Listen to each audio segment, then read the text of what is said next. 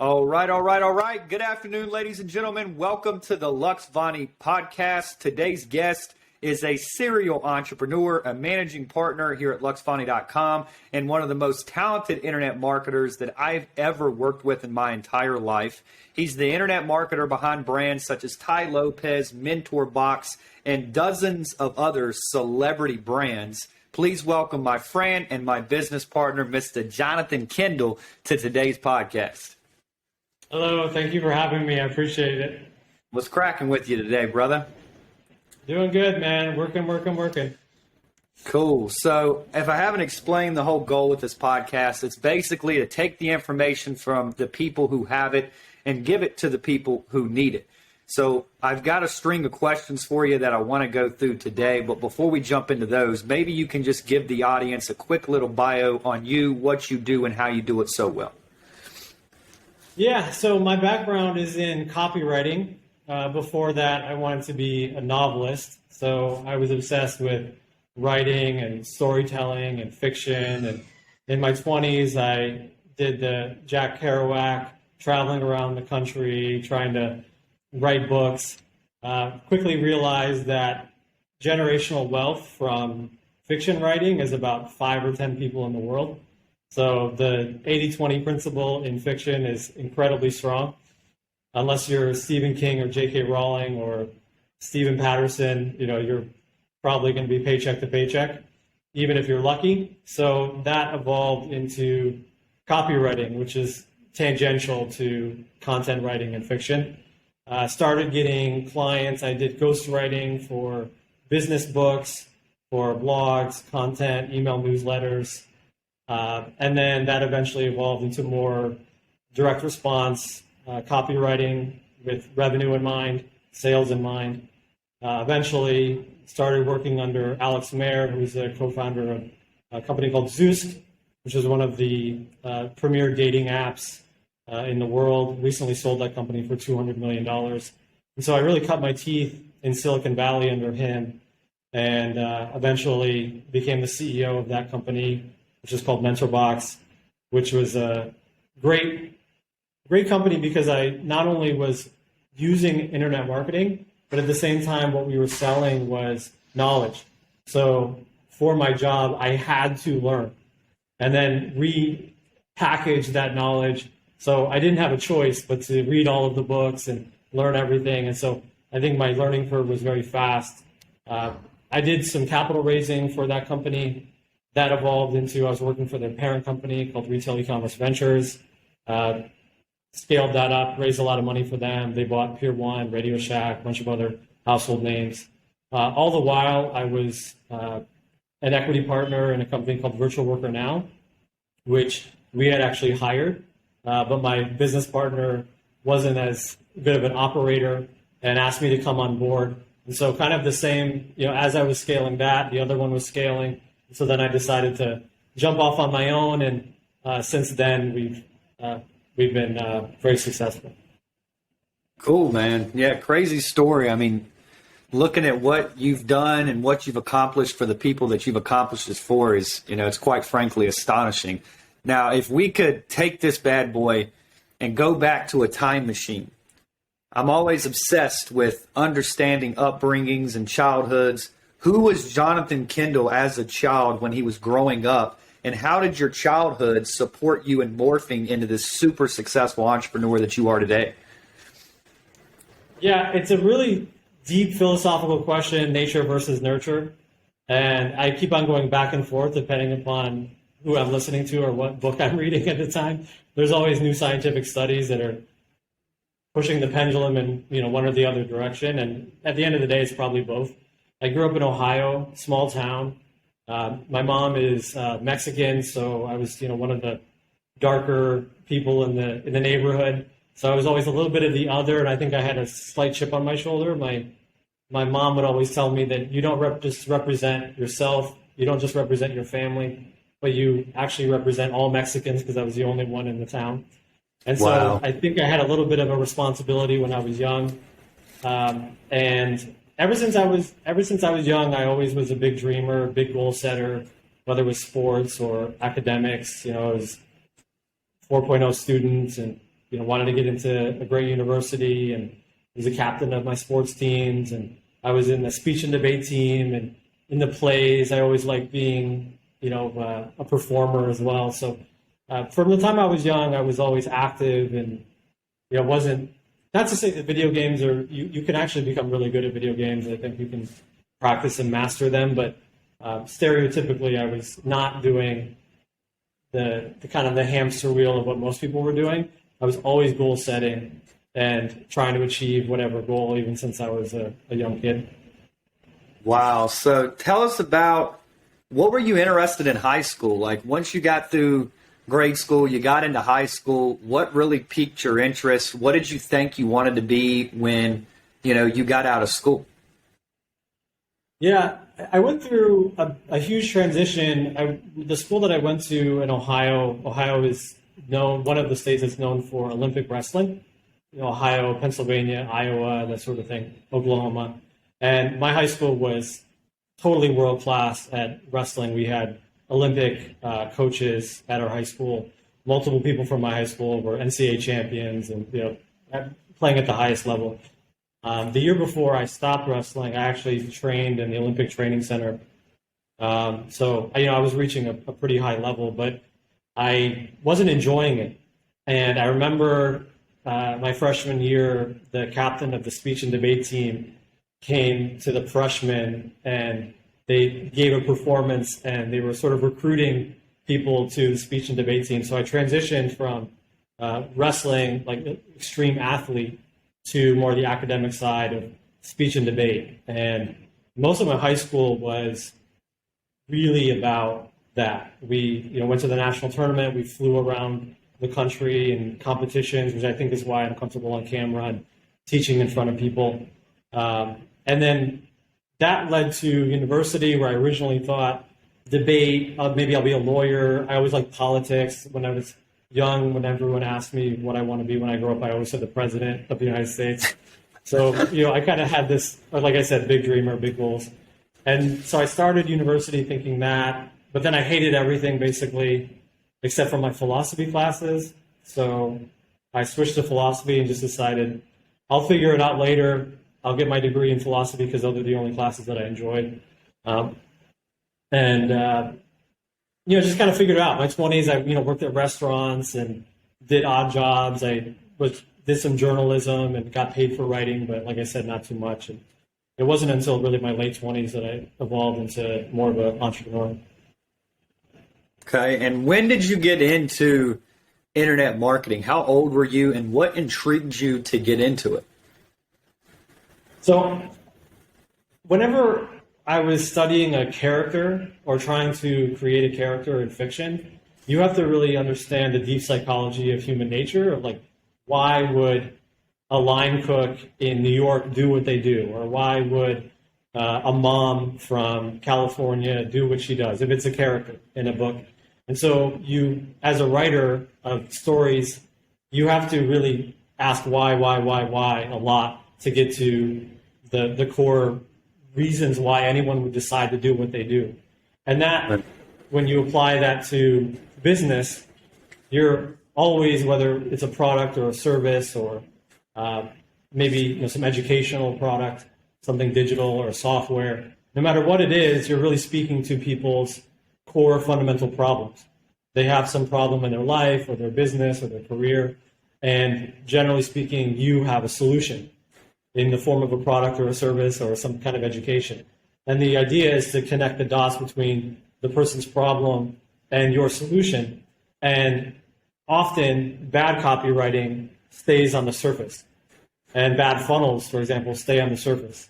Whereas if you ask why a few more times, you find out the reasons why we're doing everything are kind of always the same. And so I find it just fascinating to unpack various businesses, which are really just, in my opinion, solutions to problems, and connect the dots between people that have those problems and the best solutions out there available to them at an effective cost. And I think that's good for the world, is connecting the dots between problems and solutions. And then digital marketing does it at scale.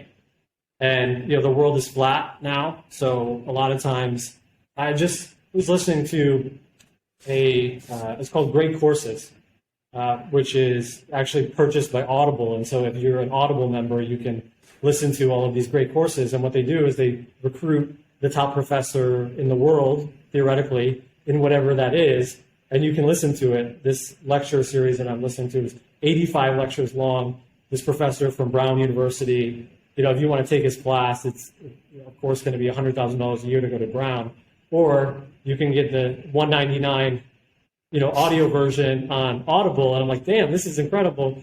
So, with software and the internet, you can connect with someone from California or Seattle or Florida or, and get the solution that you need and not be encumbered by local geography really anymore. And so that's even more exciting, because if you believe in a meritocracy of capitalism, the best people should win, regardless of where they live. Right. I love that. It's a great way to put a take on it. It's funny because you mentioned listening to those lectures, and I want to talk about a company that you were the CEO for, because if you take what you just said and then look at this 8-figure enterprise that you helped build, it's literally the same business model almost, which I find very intriguing. So you were the former CEO of MentorBox, is that right? Yes. And how did you go into that company and create such a massive, tell us the story of it. How did they come up with the idea? How did you blow it up? What did that look like? I mean, it's a super successful company. Yeah, so it was founded by Alex Mehr, who I recently referenced, and also Tai Lopez. And they met at a conference where they were both speaking, and they found each other intriguing because they were both quoting books a lot. And so they became friends, and Alex, when he was running Zoosk, and Tai, when he was running more of his personal brand, he did social media marketing agency, was very famous.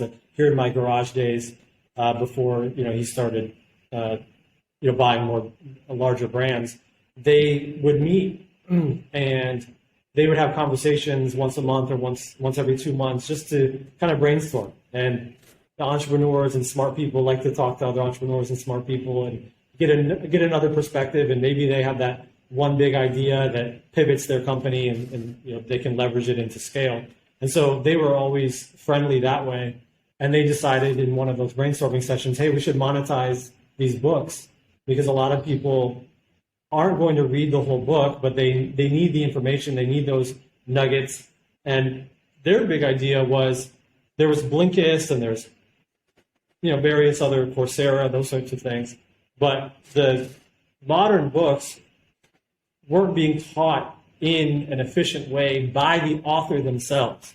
That was the main unique value proposition, is can we get the author themselves to teach a 30-minute version, not some content writer, from overseas in India that's writing a summary, and then a voiceover artist is, reading it without any enthusiasm, but get it from the horse's mouth. And so that was the call to arms, if you will, is how do we get this information in a palatable form for the masses? And it began with a physical box. This was kind of during the trend of lots of boxes and being literally sent physically out to people. And there's tons of different versions of that. So we started that way and started more high ticket. The product was $139 a month. We shipped a USB stick. This is so funny, with content on it, 2 physical books, and then summaries and workbooks. And so my original position was as a content creator and copywriter. So I did all the copy, did all the email newsletters, but I also did the summaries. So I would write the workbooks, I'd write the summaries. We had a cheat sheet. And so I came on as a writer because that was my core competency at the time. And it was me and Alex and an accountant in the basement, of an office in San Francisco, just us 3. And then Alex says, oh, you should probably, learn customer support. And then, oh, you should probably learn this. And, over time, we evolved the company into realizing that most people liked what was on the USB. They liked the video. They liked the audio summaries. They liked, this is how we communicate. If you walk around the world, how many people are looking at their phone compared to how many people are reading a physical book.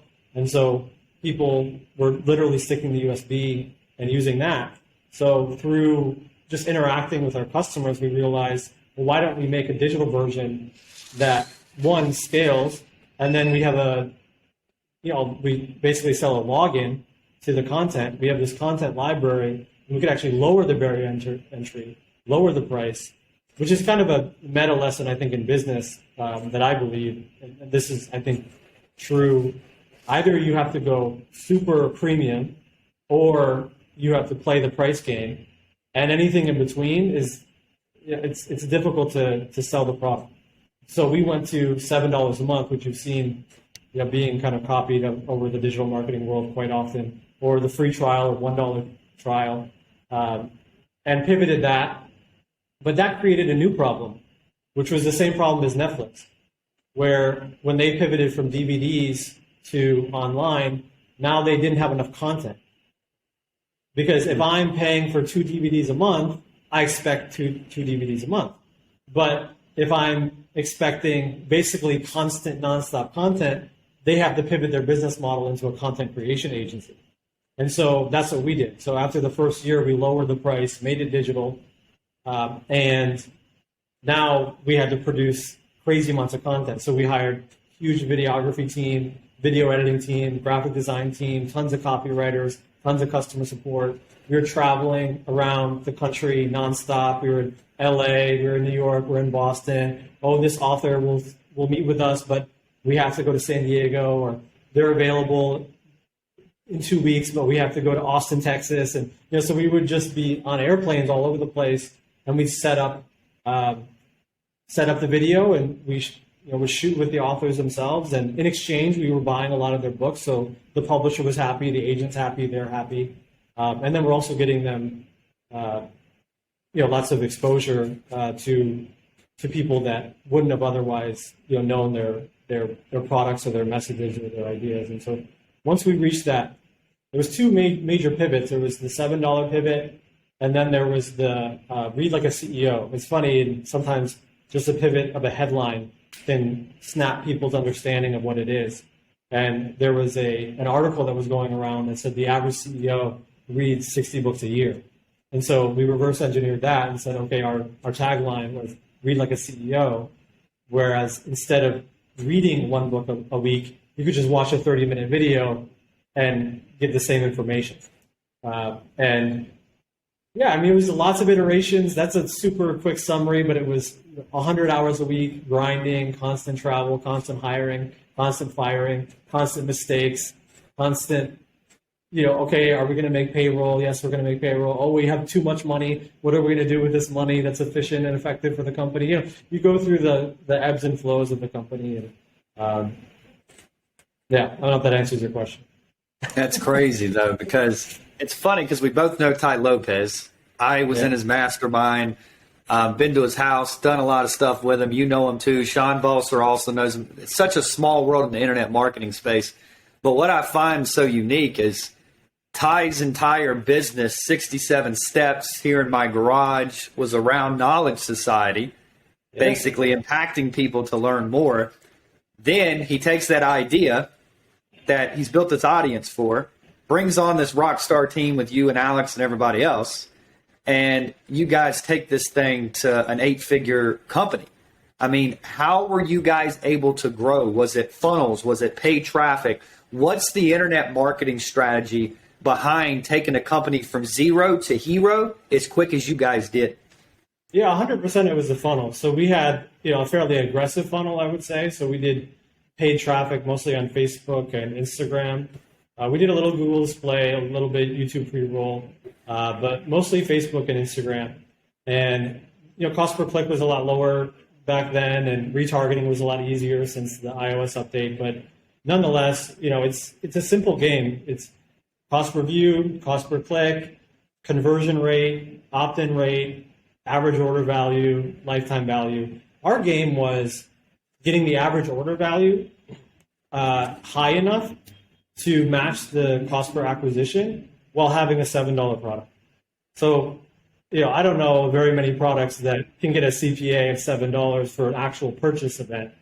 And so, we couldn't do it. But the idea was, if we have an upsell sequence that's effective, can we get the average order value to 50 or 70 or 100, and then we can break even. And the holy grail in a subscription product is, can you break even first month? If you can break even first month, then everything on the back end is gravy. And so we tweaked all sorts of different things, and what we ended up landing on was different sub-niches. So we had really advanced entrepreneurship, and we pulled in a lot of teachers that didn't necessarily have a book, but they were executives from Alex's network in Silicon Valley. So there were people that had massive exits, or were running companies that are 9-figure companies, and we just asked them, hey, what is your main thing? Could you come on and teach this 30-minute lesson on whatever it may be? And much more advanced, not basically over the head of someone that's anyone trying to do mindset or start a business way over their head. And so we called that Entrepreneur Academy. So that was one of our upsells. And then we had what's called the Money Academy. And so that was more finance, investing, lots of crypto when that was happening, around that time. And so loaded that up, very advanced courses, again, real estate investing, that sort of thing. That was another one of the upsells. Then we had what we call audio nuggets, which was basically me writing scripts and recording like mini podcasts on every single book. So instead of, it was, do you want the author? That's obviously included. But if you want a supplemental audio version that you can download to your phone, that's called audio nuggets. That was our bump. So the funnel ended up being core product, $7. Audio nugget was, I think, $49 was the bump. First upsell was Entrepreneur Academy. Second upsell was Money Academy. And then we had a calendar at the end, obviously, on the thank you page, which I think is something that a lot of digital marketers and most companies miss, is not having a calendar after the end of the funnel. And that calendar can be, one of two things. If you don't have an ascension model and you don't have a high ticket product or service, then it can be, the point of it is retention. The point of it is reciprocity. The point of it is building rapport with the client or the customer such that they humanize you as a brand or you as a company. And so they're not going to ask for a refund, or they trust you that you're going to help them, walk them through the process of whatever your product or service is. It creates a stickiness there. Whereas obviously if you have a high ticket product, then it starts with some kind of coaching or teaching or onboarding, and then evolves into an offer that's maybe more of a high ticket offer. So we had that. We had masterminds all the time. So we had like $10,000 masterminds that we threw in San Francisco, and it would be me and Alex and Tai, and then maybe a couple guest speakers, and they were one-day events. We had tons of those, and so that was basically our ascension model was core offer, bump, niched out digital products, and then mastermind and the high ticket at the end. And so that allowed us to get the average order value to at least be around where the cost per acquisition is, and especially with an ascension model or with a subscription, you start to build this flywheel of subscriptions, which as long as you can pay your payroll and your marketing expenses, all that extra should really be dumped back into marketing, so that you're building this perpetual machine. And a lot of I think we were lucky is that we didn't have founders that were just pulling all of the profits. They were treating it like a Silicon Valley first mover type of company, but without raising money. And so it was bootstrapping the flywheel up. So it kind of scales from there. And I think that's another meta lesson is, whenever you have a little bit of a win, you got to ask yourself as the owner, as the entrepreneur, what is my goal? Really? Like, what is the number? How big is the number? Where should I stop? And some people pull too much out in the short term because they want to buy something stupid that isn't going to make them happy. And then this is a perpetual hamster. Or do you want to put it back into the company, hire the right people, build some real sustainability and potentially some freedom, all to optimize for giving more value to the world? And I think that's what we did. We were just incredibly aggressive without taking anything for ourselves in the meantime. Wow. It's an incredible story. And I know that with Mentor Box, we covered it on our YouTube channel talking about that funnel. And I know you were kind of the funnel architect behind that. What was so unique is if you look at Caitlin Powell's funnel, if you look at Russell Brunson's funnels, if you look at Grant Cardone's book funnel, they're all mirrored the same. They all have that low ticket on the front, order bump, order bump, order bump, and then a thank you page. So I find it so interesting that that funnel has done 8 figures for everybody involved. How did you come up with that funnel? Did you see it working somewhere? What inspired you to kind of build that? Because I believe that funnel is still running today, and it's been like, what, 4 or 5 years? Oh yeah, if you go there right now, you'll see me you'll see me somewhere in there. You'll see me probably in the upsells. So I signed away my rights to the content. So I think I'm still on some of the advertising as well. But it's super advantageous to me because it builds my authority, and people recognize me all over the place because of it. But yeah, I think that we were studying Russell Brunson. I think was one of the godfathers of this, and Tai definitely comes from an advanced digital marketing world, and so he had done more of a webinar style for a long time, where he would have a low ticket to a webinar. This is like when Sam Ovens was really crushing. Not to say he's not still crushing. I just don't know what he's doing right now. But that was kind of the old school was sales letter to purchase. And then it evolved into basically, okay, let's just do this on video, which was the webinar. And then it was, well, why don't we at least get some of our money back on the front end? And so that evolved into lower ticket on the front end. And ClickFunnels used it for themselves, which I think is always exciting. Whenever a company that teaches something, they use it themselves. They're practitioners. They're daily practitioners. And is one thing. So many people these days have courses, and they flash like one $30,000 a month on Shopify or something, and then the rest of their life they're teaching the one method that they did 5 years ago. It's another thing to be a constant practitioner. And so we studied. We were students. I'm still a student. Constantly. It's funny. I just got a cold email the other day, and it was the subject line was like, can I feature you on the cover of my magazine ? I'm like, I knew it wasn't a real thing, but I was like, okay, this is interesting. This is a good subject line. So I click on it, I read the copy, I deconstruct it. How is he starting? Like, what's the link? What's the call to action? I click on it, I go to the page. I often will even schedule a call because I want to deconstruct the email sequences that I'm getting. What are they responding? Like, you got to be a student of the game. And so we were students of the game. And so we were looking at,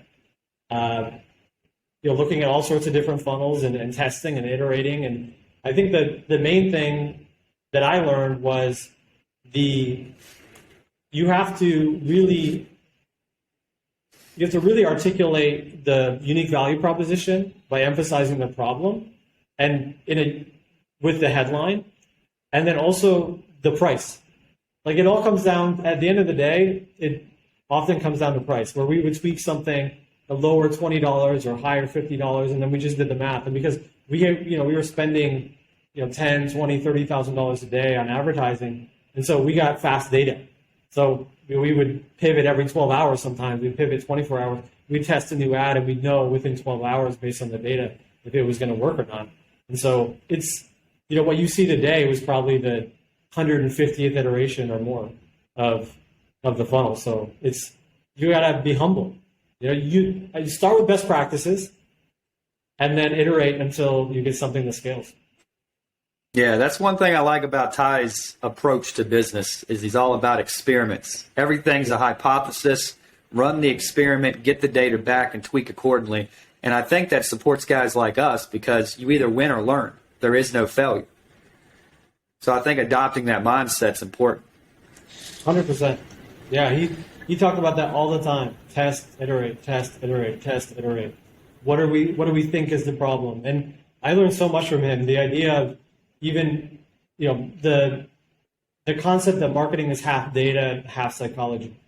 So, the numbers matter. And I think a lot of marketing agencies that are like brand agencies and have pretty websites and all of that. It's like, okay, yeah, you're going to pay them $40,000. They're going to make you a pretty logo, and maybe there's some cool motion graphics on the website, but it's not going to make you any more money. It's vanity, and the fact that they, as a design firm, have a pretty website, it's like, well, yeah, no kidding.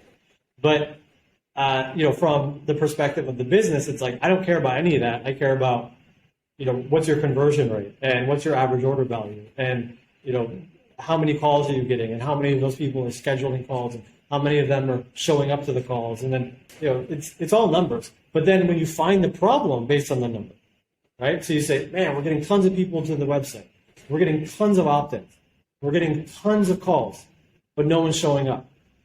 Okay, well now just like a mechanic, you know where to go, you know what to fix, you know what to tweak. And I think a lot of traditional brand agencies don't even know what I just said. So right. They would say, oh, maybe people aren't feeling the yellow and that's making them less happy. It's like, no, that's not the problem. The problem is that either they're not getting the reminder sequences, or you're not incentivizing them with something that they're going to get on the call for them to even show up. That's probably the problem. And then how do you solve that? It's usually copywriting, or sending them a video, or sending them an image, or sending them a deck, or sending them something that gets them excited about that call. And I know we're getting I'm speaking industry vernacular at this point, so maybe some people are a little bit lost, but the idea is that you have to look at the numbers before you can change the psychology. 100%. The data will tell you what to change. Yeah, exactly. Now that we're on the topic of Tai, and it keeps getting brought up, I know that you're known for one thing that has been kind of controversial on, your results with something. But basically, correct me if I'm wrong, you're the individual who built the famous Tai Lopez funnel that allowed this guy to raise hundreds of millions of dollars and buy some of the biggest brands on the planet. Can you walk us through what that looked like, how that worked, without giving us too much, if you will? Yeah, I mean, firstly, I was involved, and I was heavily involved, but there was a lot of people involved, so I don't want to say that there was, I was put out in an island and rubbed two sticks together, and all of a sudden, out came the money. Like, it was a large team, and, but that was my main KPI, I'll say that. So, my main KPI was growing MentorBox, and then it evolved into, let's raise this money. So my daily, success metric for a while was raising money. And so, I wrote the copy and built the funnel and, created the ads and, managed the team that ran the ads and managed the team that did the sales. And, so yeah, I was, I would say one of the major architects of the process for sure. And it was incredible. I mean, it's absolutely incredible what happened. They basically had this idea that what is one of the biggest problems where when you have a good product, let's call it furniture or fashion or sports product, right? Whatever it may be, you have some product and you want to sell it to customers that have that need or have that want or want to buy this product.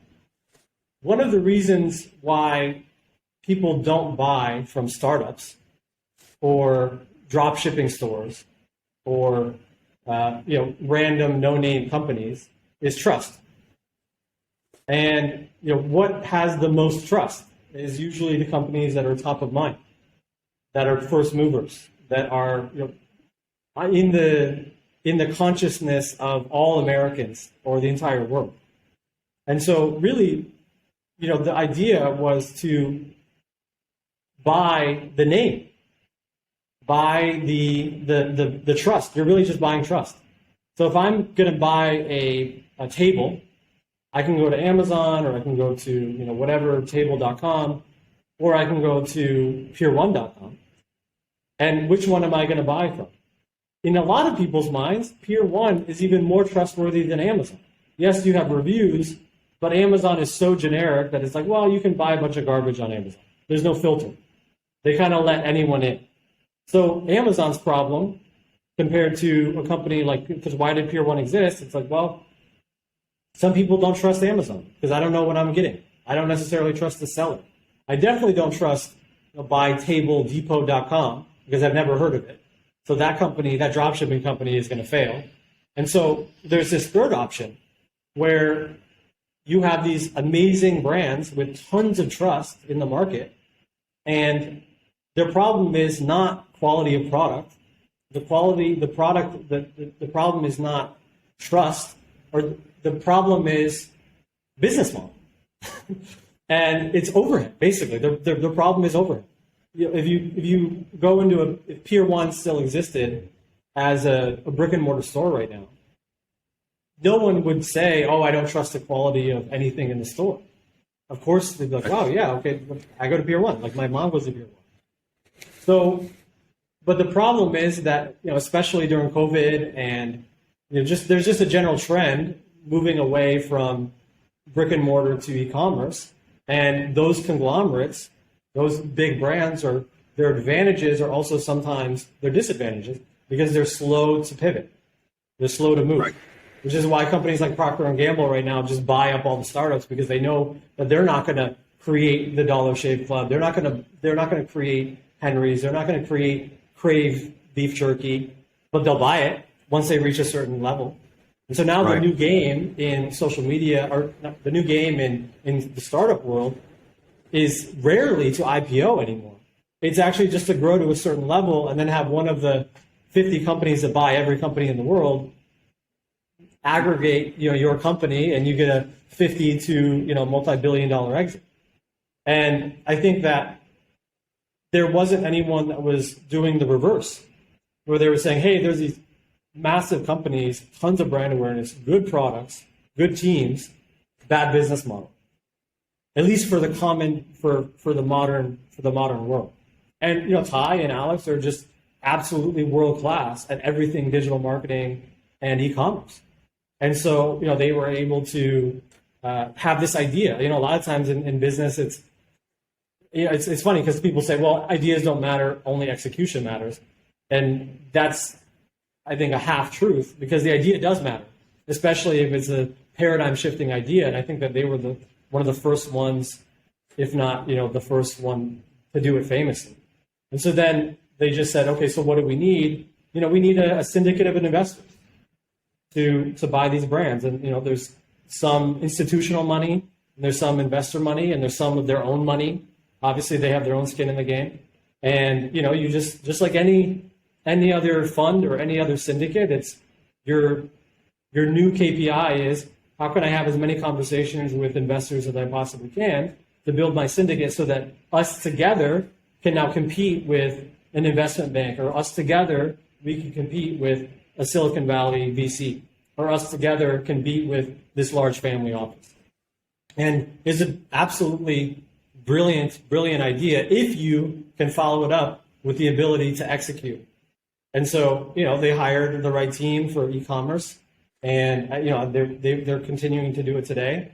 And so I was heavily involved in that transition. To get to the details of it, it's really not that complicated. It's run an ad to a landing page, qualify the lead on the landing page. I mean, you can go to the website today. This isn't even like, anyone that wants to deconstruct the funnel can just go to it right now. So I'm not saying anything that's not public knowledge. It's just, if you're getting one of their ads, you're going to go to their landing page. There's going to be a VSL. There's going to be a headline. There's going to be an opt-in button. They're going to ask you some questions. Are you an accredited investor?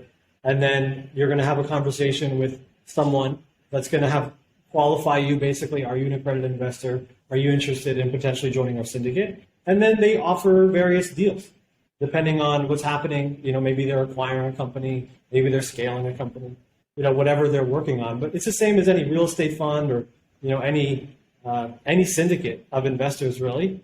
So the KPI was, how can we have quality conversations with accredited investors at scale? And here's the crazy thing: they're all on Instagram, they're all on Facebook, they're all on YouTube. And I think that some businesses don't even realize this. They think, oh, no, that doesn't work for me. It's like, what do you mean that doesn't work for you? Your customers don't use social media. They don't use email.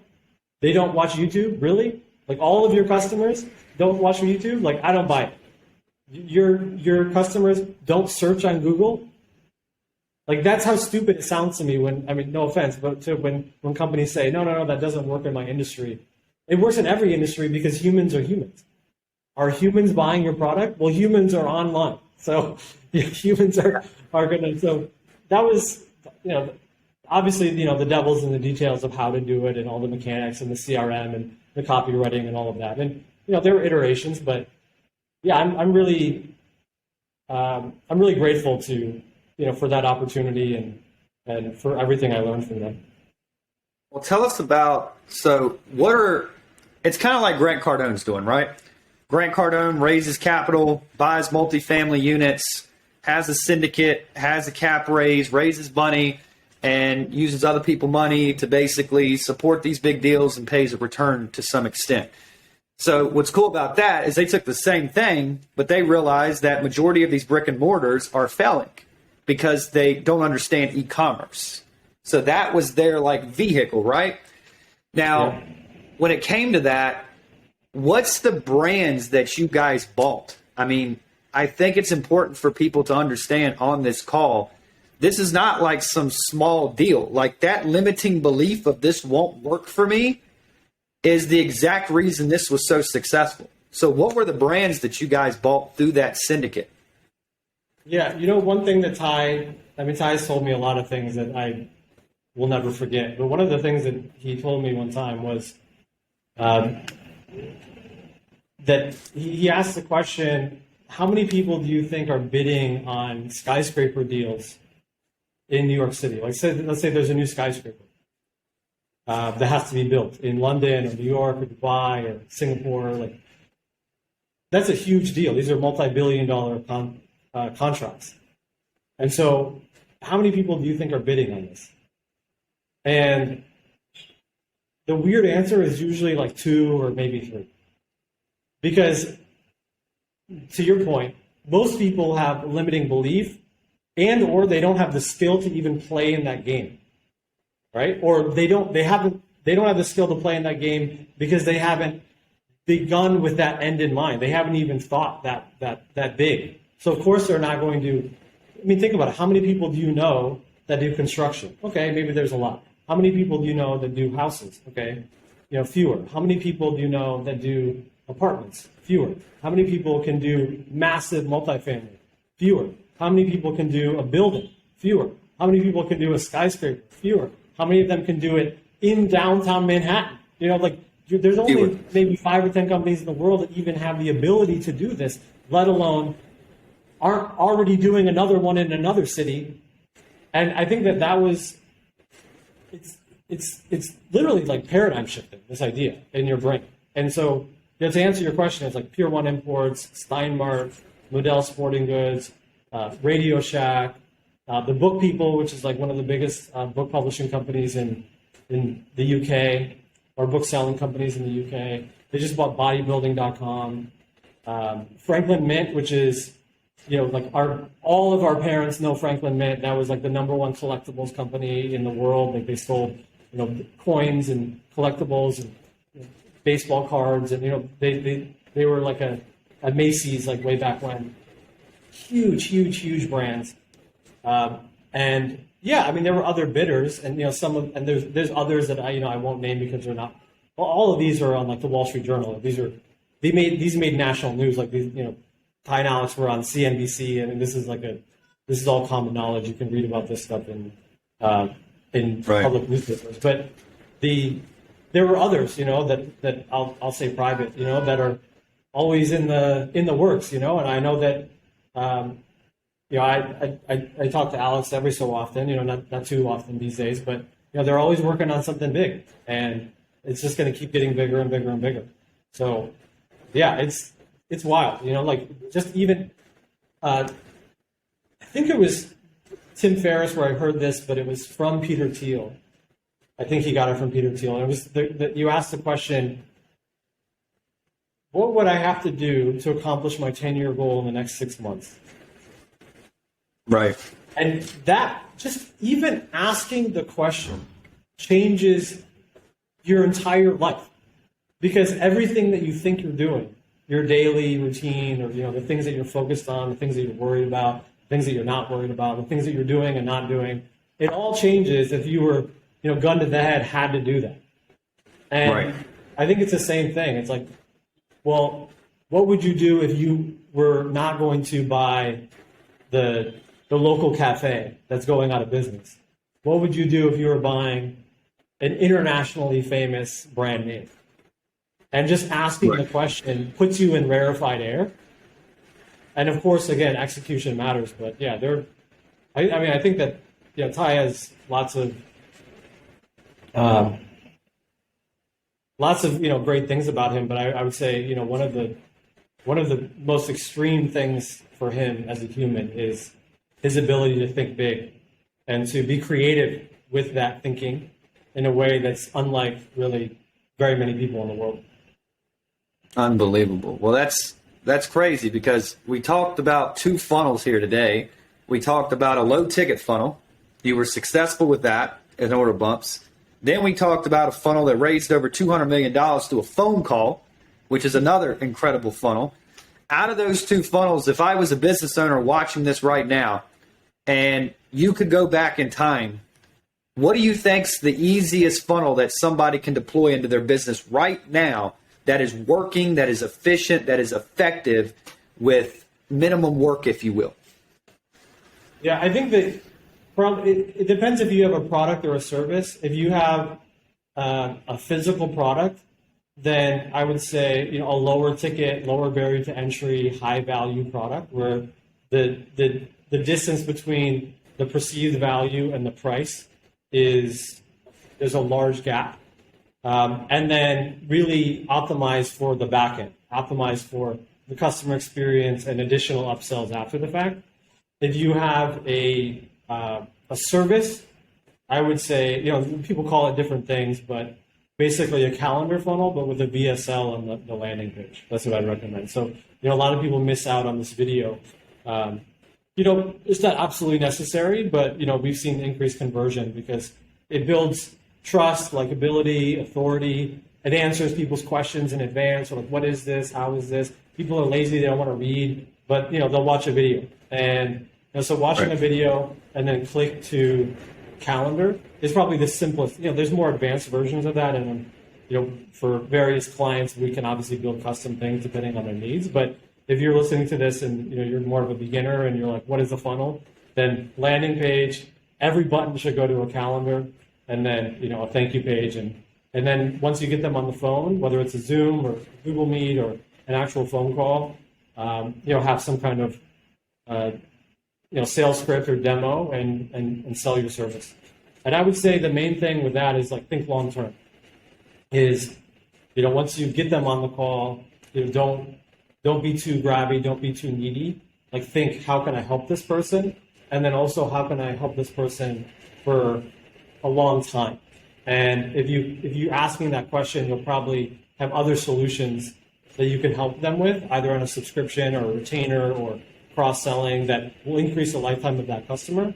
And then even more importantly, will lead to referrals. And the cheapest, for sure, the cheapest cost for acquisition is through a referral. Right. Love that. Great advice. Now, you've helped build Mentor Box. You've done stuff with Tai Lopez. What's even more incredible is what you're doing now and how you're building your own deal and how big it's gotten. So correct me if I'm wrong, but I'm pretty sure you currently employ like 200 people. It's close to 400. Wow.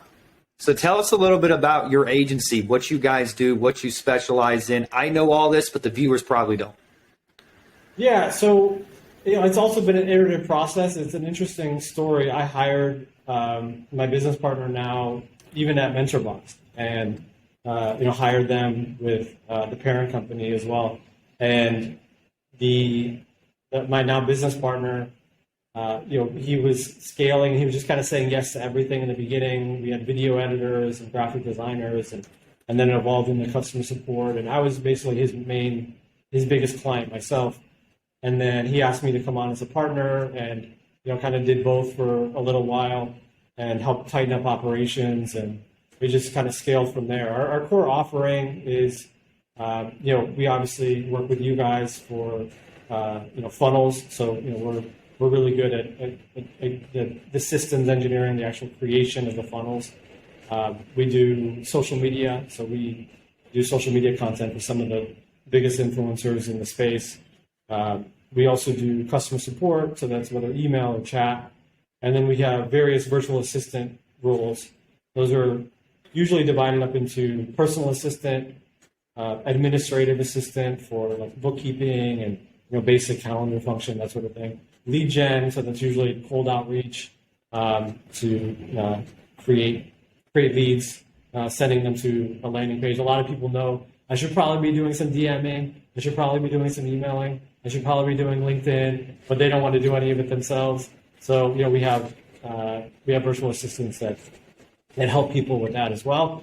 And then we also do a lot of backend for e-commerce stores. So we have tons of eight-figure e-commerce stores that we do product uploads, we do product descriptions and copywriting, email newsletter writing.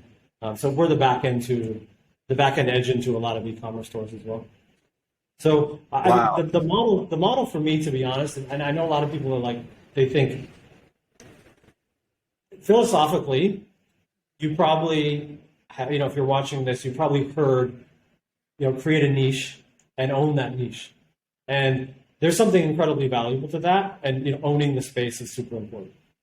What I've found, especially because you can master that thing, you can literally become the best in the world at that thing. It's like if you go to a pizza shop, probably the best pizza in the world comes from a place that makes pizza and maybe 2 or 3 other things. But it's probably pasta. It's probably not pizza and sushi and barbecue. Like the place that makes pizza and barbecue and sushi is not the best in the world at any of those 3. Right? So I understand that idea conceptually. But what we found is, I think of my business as the first thing that they buy is actually just the top of the funnel. Just the same way that you have, other ascension models, except they're ascension model of services. So oftentimes people will come in and they just want a part-time person to get them leads, or they want a person to make sure that they're showing up to calls and help them with their schedule and help them clean up their email inbox, and more of an executive assistant type of person. But once they're happy, now they have new problems. And if you can help solve those additional problems and you already have a relationship, why would they want 5 different agencies when they could just continuously add more to the one invoice that they have? And so that's, I think, why we've added seemingly disparate product offerings. But at the end of the day, really, they all have to do with digital marketing and e-commerce. And so we do some lead gen through social media and cold outreach. We do funnel optimization and funnel building. We create Shopify stores, so that's point of sale. And then once they purchase, you need customer support and lifetime value. So we just we help with all 3 is really all we do. Yeah, and you guys have been super successful at it. I mean, we've been trying to build, with our services, we're obsessed with customer success and building the best product possible. And I've gone through hiring designers, building dev teams and all of that. And what's so crazy with you is Jonathon is such a good operator and he has so much freaking experience. Sometimes it's better to just bring someone in that has all of those abilities and all of that skill and all that experience to just fix the learning curve right out of the gates. Because like with us, it was like, hey, is our time worth all of this? Or can we still partner with somebody who has our values, who has our mission, and who is willing to do whatever it takes to make these clients successful? And he came in and absolutely crushed it for us. So I think as entrepreneurs, you've got to ask yourself, if you look at Uber, if you look at any of these large companies, there's a reason why a lot of this stuff is virtual now. There's been a massive shift in the marketplace to where large companies, they're no longer housing employees. They're partnering with people like Jonathon who can provide good solutions for this stuff. So I think as an entrepreneur, one of the best things you can do is, if you want to be super successful, quit trying to do it all on your own. Find people that are better than you at something and partner with them as quick as you can and as fast as you can. And I think that's why we've been so successful at Lux, and Jonathon too. He is a master of finding opportunities, recruiting the people to make those opportunities flourish, and building massive teams in the process. Yeah, I appreciate that. I think the, to piggyback off of what you're saying, is that you have to be humble. Yeah, I always tell my team, you may think that I know a lot, but I promise you, like when I'm in the Uber on the way to the office, I'm listening to an audiobook about something, or if you go to my Explorer feed on YouTube, there's a bunch of lectures about whether it's marketing or business or leadership or hiring or HR. Or, I follow all of the softwares that we use. I have the bell notification on and I'm subscribed. So if there's a software that's in our stack, I get every single update and I watch every single video. Like I'm not going to, and it's crazy because I'll watch these videos and I'll see that there might be 1,000 views or 700 views or 2,000 views, and I think, okay, how many of those people actually, even of those people, how many people really watched it? As opposed to watched the first 30 seconds and jumped off, or had it running in the background. And then how many people have the ability to even track what's happening and then implement it? And then how many people actually implement it? And once you start doing the right things and you become a practitioner and an operator, there is a never-ending cycle. And if you are the one that's learning faster, people are going to keep up. Like I say this, I don't say this out of arrogance. I'm like, I don't know if anyone is like as aggressively learning, and as I am. And I'm sure there's some people, but I'm up there. And it's like when you're young. I remember, come full circle back into wrestling. I remember, I was second in the state one year, and the next year, my coaches would just say that guy's name to me all the time. Like, what do you think he's doing? Do you think he's going on the extra run? Do you think he's, and it's not this idea. It's like this one person from this other town randomly way over, like, what is he doing today in practice? Is he taking the day off, or is he slacking, or is he going to do, he's doing 50 repetitions, are you going to do 60, or are you going to do 40? And I think that, and you can think about it in this negative kind of ultra capitalistic, way, or you can think of it as it's a race to give the most value for the cheapest price. And in order to do that, you have to be efficient. And in order to be efficient, you have to know what's happening in the market, whether it's software or copy or new funnels or whatever it may be. And yeah, I'm a constant learner. So it's like if you are very, very, very good, and your acceleration is even more than everyone else, it's very difficult for you to compete. But with that said, you have to know your lane. So, some people call this your zone of genius. And so it's like, what is your zone of genius? What is that thing that only you can do? There's something in your business that 100% you do better than me. I'm not saying that I'm the best at everything. I'm not. I'm very good at digital marketing systems and creating them for scale. But whatever the thing is that you do, I'm a total novice. I'm a total newbie. If you're a dentist or a real estate agent, or you're maybe even an investor, or you have an HVAC company, or you have a personal brand, or you're selling your system for whatever it may be, whatever it is, fitness, you're way better than me. I'm not even like in the same universe. I'm not saying like you're so far better than me at the thing that you're better than me at that I would never start from scratch and say, you know what I'm going to do is, I'm going to compete with you on your thing.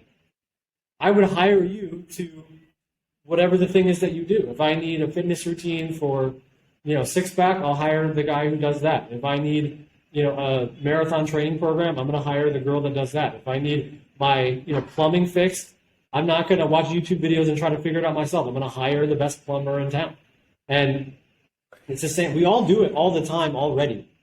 But it's just having the self-awareness to then, as a leader, do it on purpose, which requires the humility to know. It's like this constant tension between the confidence and really digging into the thing that you are good at, but also being humble and knowing that just because I'm good at that, just because LeBron James is good at that, doesn't mean that he's good at baseball or that he's good at business or he's good at, whatever it may be. Now, he probably is also good at business from his track record, but you get what I'm saying here. Just because he might not be a good plumber. We all can't be great at everything. So hire the experts to do the things that you can't do, of course. 100%. And going back to that effectiveness and efficient, and leads to my next question. How does Jonathon manage his time and be so efficient with all the things that you have going on? Like, do you have a morning routine, an evening routine? How are you so efficient? Yeah, it's constantly evolving, just like everything. I think that I haven't gotten too strict on it, but generally speaking, it has. Like, I'll tell you my current system is I'll wake up and I go on a walk and I listen to a book. And the reason why I do this is because I follow a podcast for this neuroscientist, and he's been saying that coffee and caffeine works on a system in your brain that actually doesn't trigger for the first half hour, 45 minutes. Huberman. It's a Huberman podcast, yeah. Exactly. And so he says, to really wake up effectively is you don't want to start stimulating that system. I'm missing the science here, but I trust him. He's an authority. And instead, get sunlight. You get sunlight in your eye right away. So I'll wake up and I go on a walk to get sunlight, and I listen to an audiobook. And then I'll make my coffee. While I'm making the coffee, I usually do my version of a prayer. It's usually not to any specific God, but I talk to my grandparents or try to give me strength for the day. And then I'll usually do a little meditation. I use like the Peloton app and just do like a 5-minute meditation just to kind of calm my brain.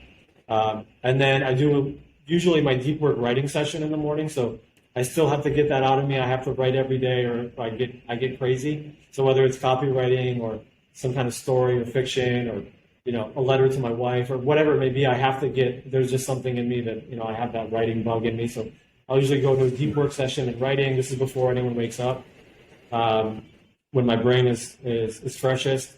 And then I'll start the WhatsApp cascade.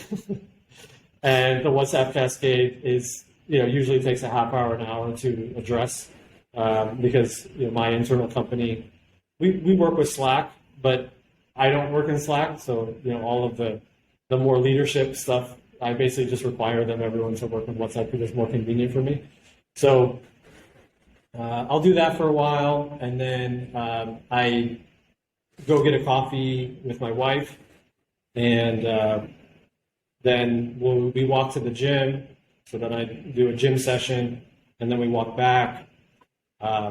Depending on the day, I'll either take a quick nap, if I can, or I'll go directly in the office after that. And then, once I'm in the office, it's full go for the next, 10 or 12 hours. Wow. And then when I come home, recently we've been playing like a card game or something without the phone, me and my wife, just to kind of reconnect, have a conversation. There's this game called Monopoly Deal that we like to play.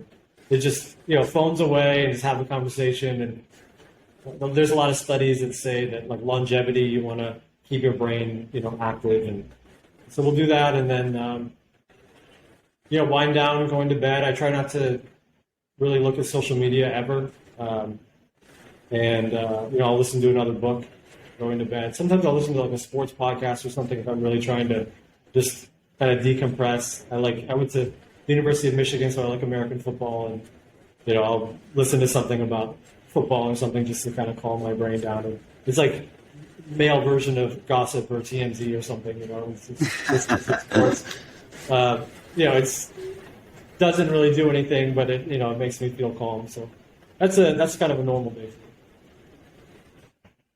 Good. How important do you think those routines are for you? I think they're good. What's interesting is at the gym, one thing that, it's kind of stereotypical, but I'll reach a point at the end of a workout, you're tired, but I'll have already done like a 2 or 3 hour writing session, and then usually I take notes on whatever book I'm reading. So I'm doing some intellectual exercises for the first 3 or 4 hours of the day, and then I've been really into cold showers. So after the workout, I'll go into, like, our gym has a sauna, so I'll go into the sauna for a little bit and get like really warm. So you feel like this anxiousness to not be so hot. And so that's kind of a weird play that I've kind of tricked my brain, where I'll get really, really, really hot. I'm like, oh, I want to cool off. And then I'll go immediately into a cold shower. And that wakes me up, more than any coffee. And it's also there's this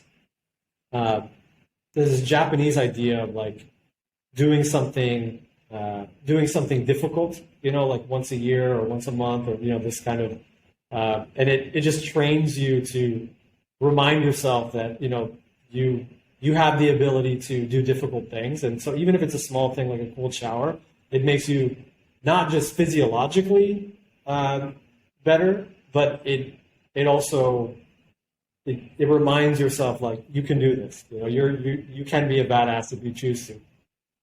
I love that about Japanese culture. It's all about sacrifice. It's all about discipline. And when I study that, I've tried to apply a lot of that to my morning routines, because they are super successful people as a society. Yeah, I love it. Yeah, for sure. So tell us what Jonathon's next 3 to 5 years looks like. You got these big goals. Of course, we got massive goals here at Luxvoni that we're building together. You're supporting us on that, but tell us about your goals, like the next 3 to 5 years. What is Jonathon going into? What's the mindset that he has? What problems are you expecting? And how are you going to overcome those problems? Yeah, I think it's interesting. I want to take the company public. And this has been a weird decision that I've gone back and forth on for a while. Because you can always, there's basically three different paths. You can make it a lifestyle business, you could exit, or you can go public. And I would argue maybe there's 2 versions of lifestyle. There's one where you're still involved because you enjoy it. Another one is you hire an executive team and just take your dividend or whatever it may be. So I guess there's 4 options from the perspective of an owner.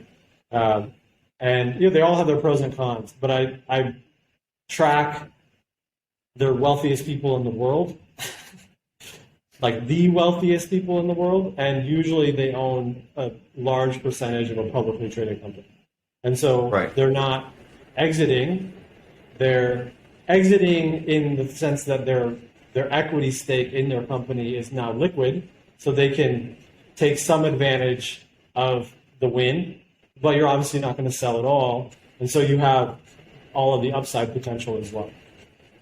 So I like that idea. And I just like what we're doing. I think it's fascinating because the total addressable market is so big. Like, how many companies need a funnel? The answer is every company in the world. And, how many companies should be doing, social media? It's every company in the world. How many companies should be doing something to do with customer support or email? It's every company in the world. So the total addressable market is so big that I don't think that there's a limit to it. And I find it an interesting path to learn faster, because I have conversations with various entrepreneurs that are better than me at so many things, and like we were talking about earlier, and I get to kind of get in their world, get in their. I think it's the same part of me that likes storytelling, because I like characters, and diving into individuals. Everyone with the right series of questions and the right version of their story is a fascinating person. Like Carl Jung talked about this. If you go deep enough, everyone is super fascinating and unique. And I find myself an incredibly curious person, so I like the fact that we can talk to this person that's an author, but we can also talk to this person that's a plumber, and we can talk to this person that owns this huge real estate fund, but also someone that's a real estate agent, and we can talk to someone that owns a company in London and a software company out of Miami, and kind of everything in between. So I feel like Tai said this as well. Come back to Tai. Tai always said that billionaires are unstumpable, meaning that you can't become a billionaire, by accident. You can't. They're not going to know HR. They're not going to not know accounting. They're not going to not know projections. They're not going to not know hiring or firing or macro trends in the market. They're not going to not know something about marketing or point of sale or product development or engineering or software. Like they're unstumpable. They know enough to have a good bullshit detector on everything. And then when you reach even another level of wealth where you're like really a macro puppeteer, like the way that Ray Dalio talks about things, I find him fascinating because he talks about, he's a teacher now, so that's, you can kind of pull from him, and not a lot of people at his level are that generous with their time and their information.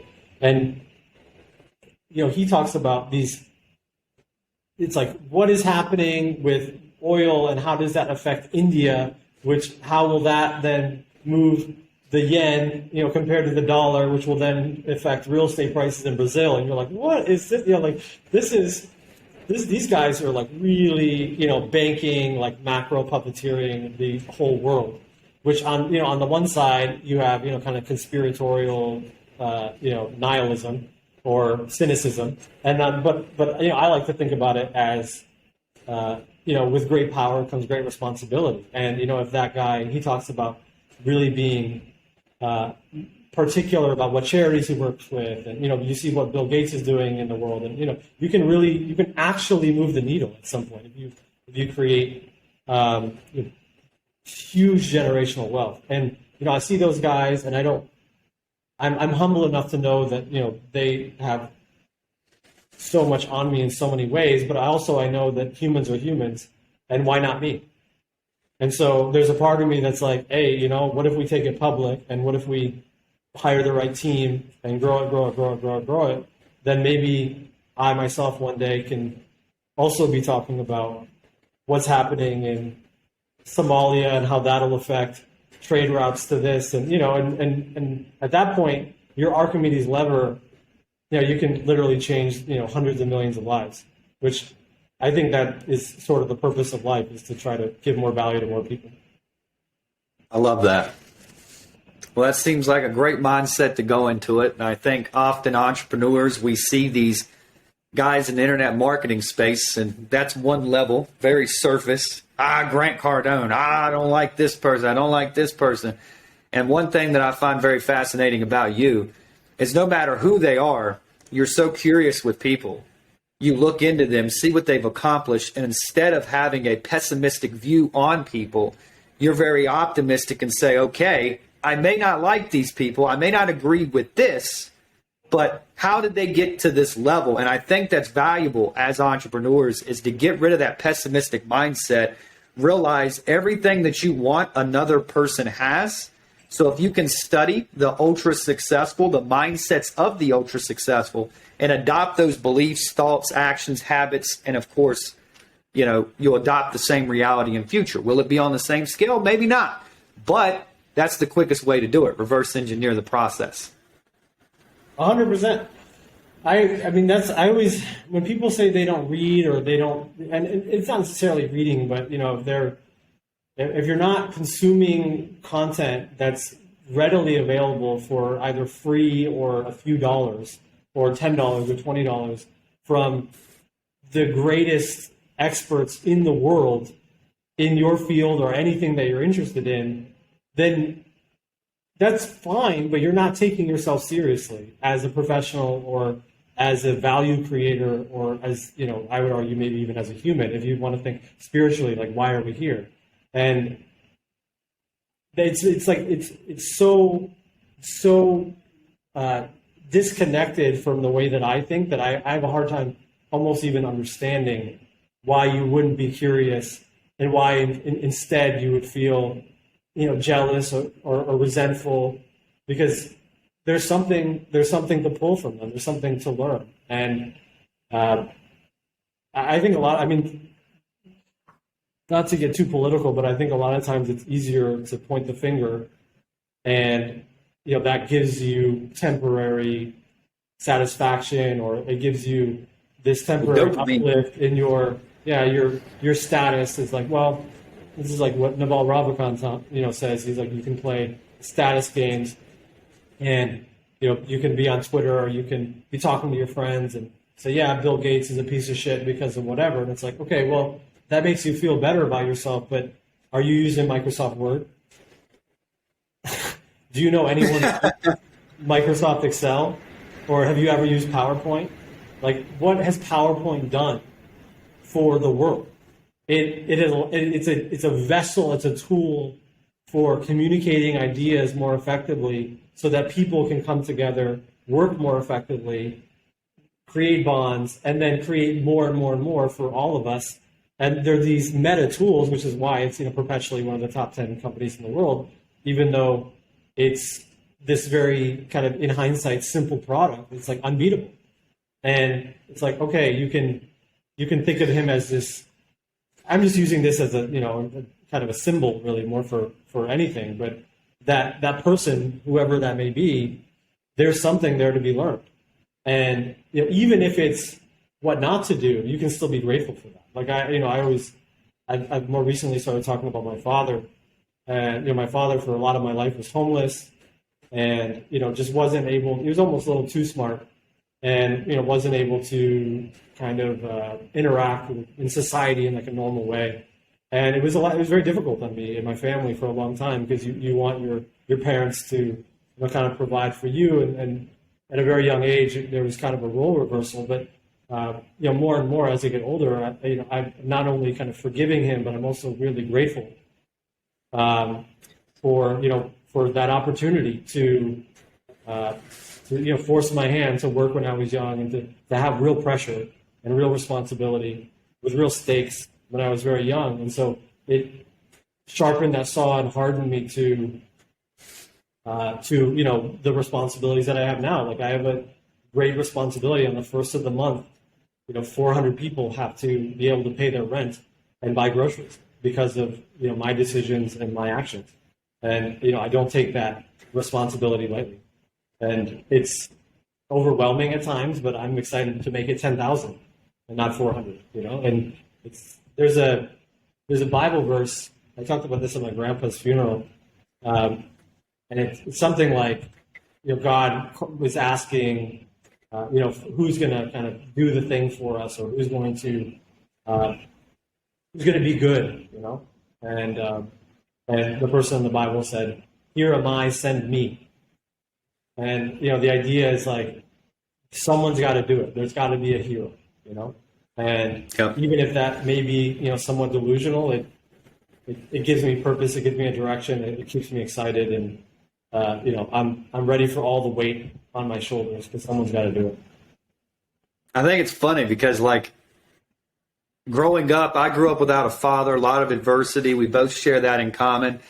And I think that responsibility and stuff, it's like you learn stress, and your stress tolerance gets kind of pretty high at an early age. And then, like, I meet people that are outside of my world, like family that comes in, and they're like, I never realized you had this many people working for you. I never realized how many people rely on you. How do you do it? And I think your stress tolerance just goes up and up and up and up with more pressure. And I was listening to Jordan Peterson, and he was talking about, one of the biggest mistakes as entrepreneurs, as people in society, we run from pain. We run from sacrifice, and we always take the easy route. But what he was explaining is, just like the body, when you're building a muscle, the only way to build that muscle is to tear that muscle down, to break that muscle so it can grow. And he was talking about when you do it to yourself and you put yourself in high pressure situations, new codes, new DNA, new proteins are built, which evolves you into a different person, which I find completely mind blowing. It's like, holy cow, like, give me all the pressure, give me all the stress, give me all the pain, and let's see where this thing goes. But we're wrapping up on time here, so I do want to conclude this and be respectful of your time. I know we got a lot to do today, but with that being said, where can individuals learn more about you? Where can they find you? How do they get in touch with you? What does that look like? Yeah, I would say that I'm most active on Instagram, at Jonathon.Kendall.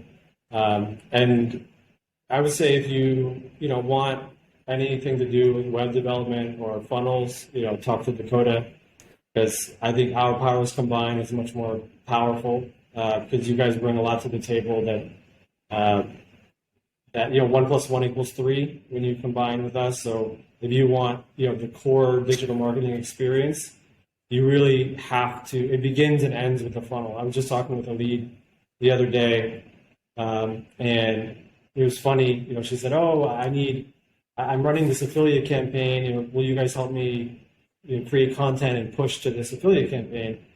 And I said, yeah, that's fine. And she's like, I'm going to push on my own, but I need other, I need more leads. And I said, well, the only other really option is paid. You can pay for the attention, you can pay for those leads. And she said, oh yeah, well, how much do you think that would cost, and blah, blah, blah. And I said, listen, if you're going to do paid advertising and you don't control their funnel, this is very risky. I need to look at this company's funnel before I'm going to advise you to start running paid traffic to an affiliate site, because, you can send all the traffic you want. And if you don't have the correct point of sale, that's going to really squeeze the juice out of that lead, then, no social media matters, no customer support matters, nothing else matters. And so it begins and ends with the funnel. So I would say, if you want, a general personal assistant or something, you can go to virtualworkernow.com. But if you want anything to do with digital marketing, I would say, start by talking to Dakota and their team at Luxvoni. We appreciate that, man. Well, before we conclude today's video, what's one last quote? What's one last motto? What's one last thing you'd like to leave the audience with today? The quote that's in my office at home, I always write at the top of the whiteboard whenever I go someplace new or whatever, is remember there's always another level. And I think it is interesting what you talked about with stress tolerance, because I think it's saying the same thing. It reminds me that no matter what I've done, or no matter how much pressure I feel, or how difficult it is, or what the situation is, or what the obstacle is, there's always another level. There's always another level. And, for every level, there's another devil. Yeah, exactly. And so that keeps me excited, keeps me motivated. So that's one of my main mantras. And if you're an ambitious person, I'm sure that'll help you. Yeah. Well, we appreciate you coming, dude. This was an absolute blast. We'll let you get back to it, but I'm going to get this thing set up, get it on the YouTube channel, get this message out to the world. I'm so excited to be working with you. Looking forward to getting to that $3 to $5 million a month mark and helping a lot of people in the process. So, dude, super stoked to have you here. We appreciate it, and we'll probably do another podcast sometime and take these guys behind the scenes to some funnels and stuff. But until then, hope all is well your way, and we'll see you next time. Yeah, thank you so much. Cheers. All right, brother. Enjoy.